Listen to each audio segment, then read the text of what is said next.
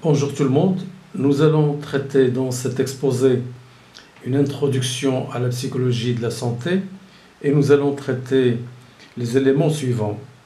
Après avoir défini le concept ou bien le champ d'investigation de la psychologie de la santé, nous allons aborder les champs d'intervention ainsi que la santé et la qualité de vie.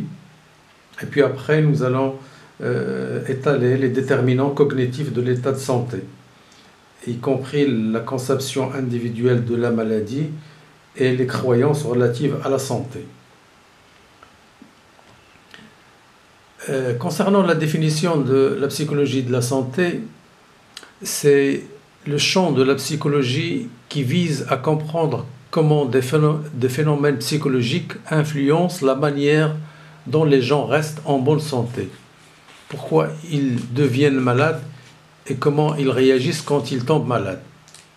La psychologie de la santé est focalisée sur la promotion de la santé et son entretien, la prévention et le traitement des maladies, l'étiologie de la maladie et des dysfonctions, ainsi que l'amélioration du système de santé et la formulation d'une politique de santé. C'est la citation de Taylor. Pour Bruchon, elle dit que la psychologie de la santé est l'étude des troubles psychosociaux pouvant jouer un rôle dans l'apparition des maladies et pouvant créer ou bien accélérer plutôt ou ralentir leur évolution. La psychologie de la santé est l'application des savoirs fondamentaux de la psychologie à la compréhension de la santé et de la maladie. Donc elle est située à l'interface de la psychologie et des sciences de la santé. Donc elle n'est plus seulement l'étude des facteurs psychosociaux pouvant affecter l'initiation et l'évolution des maladies, mais elle intègre aussi les facteurs ayant un effet positif sur la santé, à titre d'exemple qualité de vie, satisfaction, bien-être, bonheur, santé physique et santé mentale. Concernant les champs d'intervention, la psychologie de la santé a des objectifs majeurs. Elle contribue à la prévention, c'est-à-dire promotion des comportements de santé et réduction de comportements à risque. Elle contribue aussi à l'optimisation de la prise en charge des patients, à la formation des personnels soignants et à l'amélioration des systèmes de soins. Elle vise aussi à optimiser la prévention, la promotion des comportements de santé et la prise en charge des personnes malades.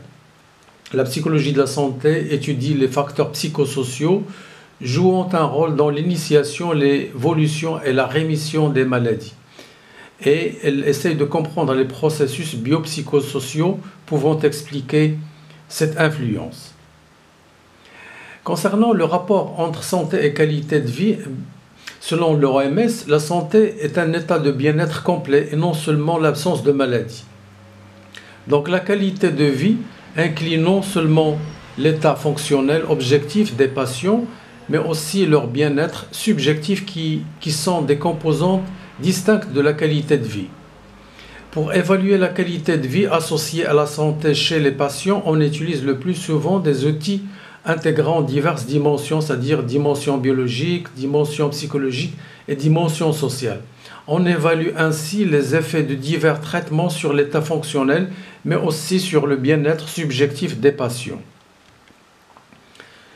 Selon Maslow, qui a élaboré sa fameuse pyramide, un homme ou bien un individu sain est une personne dont tous les besoins fondamentaux sont satisfaits.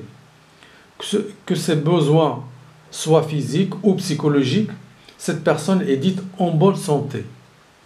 Et comme vous voyez sur ce dessin, on a divers types de besoins. Donc nous avons au bas de la pyramide des besoins primaires ou bien des besoins vitaux. Sur le deuxième grade, on a des besoins de sécurité. Sur le troisième grade, nous avons des besoins sociaux. Sur le quatrième, on a des besoins d'estime de soi et en haut de la pyramide, nous avons des besoins de réalisation de soi. Donc, à ce titre-là, il faut bien différencier le mot besoin des autres mots qui lui sont avoisinants, à titre d'exemple, désir ou envie. Donc, au niveau des besoins fondamentaux ou bien vitaux, il est plus facile de raisonner en termes de besoins satisfaits, ou bien satisfaits avec suppléance, ou insatisfaits. Lorsque le besoin est satisfait, la personne est alors indépendante par rapport à ce besoin. Pour pouvoir déclarer qu'un besoin est satisfait, il faut se baser sur des critères bien précis, voire des paramètres scientifiques comme la respiration par exemple. Un besoin peut être satisfait avec suppléance lorsque l'un des critères permettant d'évaluer le besoin n'est pas vérifié, ou les normes sont perturbées et l'équipe médicale ou paramédicale met un nombre d'actions en place pour que ce besoin soit à nouveau satisfait. Ces actions dites de suppléance seront systématiquement retrouvées dans la planification des besoins, ou plutôt la planification des soins. Donc le besoin est déclaré insatisfait quand malgré les actions mises en place de l'équipe médicale ou paramédicale, les critères y correspondants ne sont pas retrouvés. Donc la personne soignée est alors dite dépendante. Cette dépendance fait dans ce cas l'objet d'un diagnostic médical.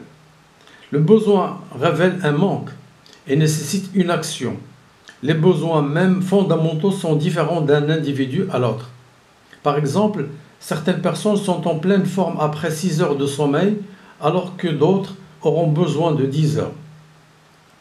Pour pouvoir déterminer objectivement si le besoin de la personne soignée est satisfait, il faut d'abord prendre en compte tous les paramètres dont nous disposons, mais aussi faire un recueil de données auprès de la personne soignée afin de situer exactement ses réels besoins.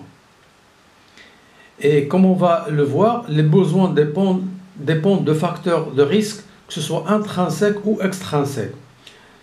À titre d'exemple, des facteurs de risque intrinsèques, on trouve des facteurs biochimiques ou régulateurs, exemple dysfonctionnement d'un organe, perturbation d'examen biologique, ou bien des facteurs de risque intrinsèques physiques comme la réduction de la mobilité, ou bien des facteurs de risque psychologiques. Alors que pour les facteurs de risque extrinsèques, on peut citer à titre d'exemple des facteurs biologiques comme l'immunité, ou bien des facteurs de risque chimiques comme des polluants, ou bien drogue, ou bien médicaments, ou bien alcool, ou bien caféine, ou bien d'autres facteurs physiques comme l'aménagement des structures et organisation du mode de vie. Concernant le rapport entre santé et qualité de vie, les progrès médicaux se sont traduits à la fois par l'accroissement de l'espérance de vie des populations et par celui des maladies chroniques aux conséquences multiples, que ce soit au niveau physique, mental ou social, affectant le bien-être des patients.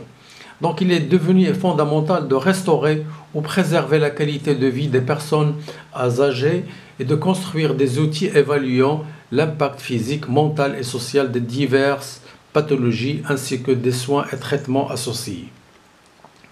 Concernant les déterminants cognitifs de l'état de santé, la cognition, c'est l'ensemble des savoirs, croyances et pensées que l'individu se fait d'un objet de connaissance. Ces cognitions déterminent en grande partie les comportements de santé de chacun et les relations avec les professionnels de la santé. La perception des symptômes, la décision de consulter et l'adhésion thérapeutique dépendent davantage des perceptions des patients que de leur état fonctionnel effectif.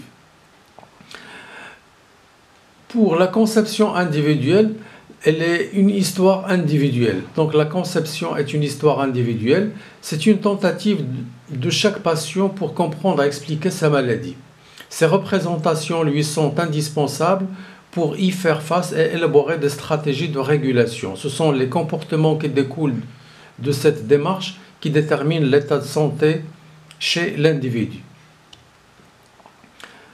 Alors que pour les croyances relatives à la santé, la maladie est pour le patient une sorte d'expérience subjective, alors que pour le médecin, c'est une affection organique.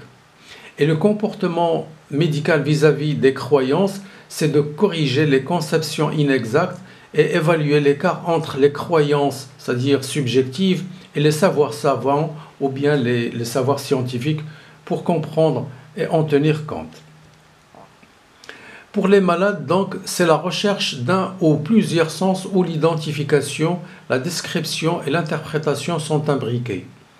Ainsi, les personnes malades essaient d'intégrer l'histoire de leur maladie à leur propre histoire, avec parfois remaniement, distorsion ou reconstruction.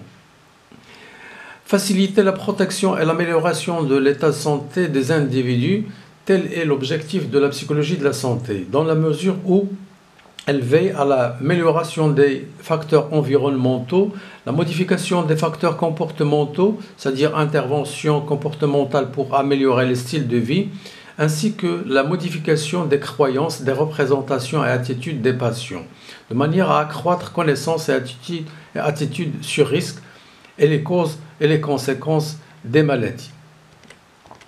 Concernant notre dessin, eh bien, il relate un certain nombre de rapports complexes entre l'individu et son environnement vis-à-vis de la santé ou bien de la maladie. Donc, le patient, il est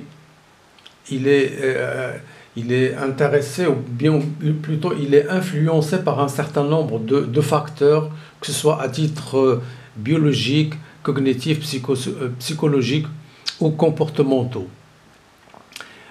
D'une part, et d'autre part, il y a des rapports au niveau de ces relations et de ces comportements interpersonnels et sociaux quand ils se trouvent en communication, en relation avec les autres.